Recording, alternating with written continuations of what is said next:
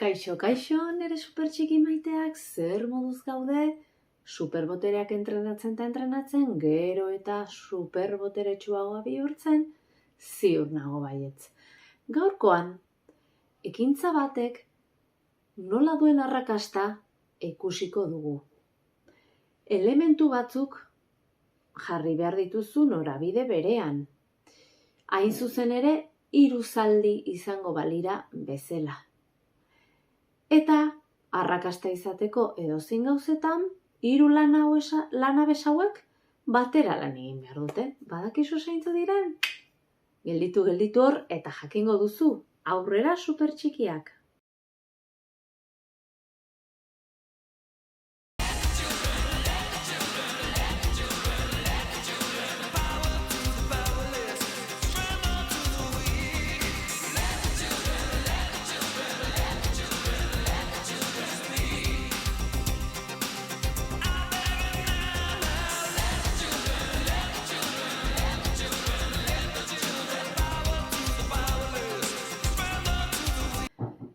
Gure supertxikien 2. liburuaren 8. atalean, gure anai arreba maitiak 3 zalditxo ezagutzen dituzte.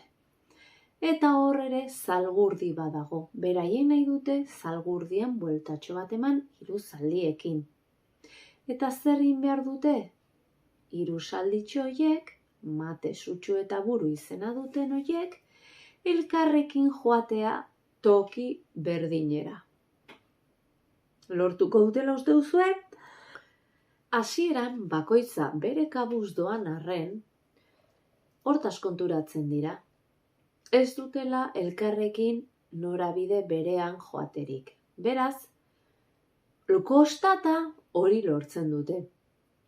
Guri askotan ere, nire txikiak, bizitzan hori pasatzen zaigu, bai helduei zein umei, pentsamendua, sentimendua eta ekintza ez ditugu aldi berean norabide berera joaten uzten.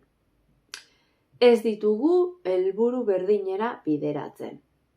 Eta horrexegatik pentsatzen duguna, sentitzen duguna eta egiten duguna bat etorri behar dute, ados jarri behar ditugu. Demagun oso ziur gaudela eta pentsatzen dugu elikadura osasuntsu bat egitea, ezta? Eta gainea gogotsu sentitzen gea. Baina hortxegoaz kaletik eta haranon laguntxo baten urtebetetze dela eta txutxe poltsa bat ematen digute. Eta zer erabakitzen dugu? Jatea. Beraz, berriro ez dator bat gure asmo edo helburua lortzeko garaian, pentsamendu, sentimendu eta ekintza, ezta? Ez dugu arrakastarik izan. Beste adibide bat jarriko dizuet.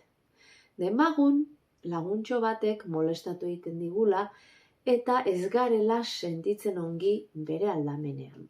Pentsatzen duguna da, ez diot berriro utziko hori egiten eta ziurtasuna sentitzen dugu. Baina, hurrengo egunean badatorkigu berriro, hurbiltzen gea beraren gana, jokoan sartzen gea, eta bapatean baztertu egiten gaitu, eta berriro huts egin diogu gure buruari. Eta orduan ez gara ongi sentitzen, ezta? Garrantzitsua da beraz, 3 hauen arteko koordinazioa, bai, eta ados jartzea. Animatuko alzinateke adibide bat konpartitzen niri, bai ados jarri dituzunean pentsamendu, sentimendua eta ekintza, eta bai ez dituzunean ados jarri.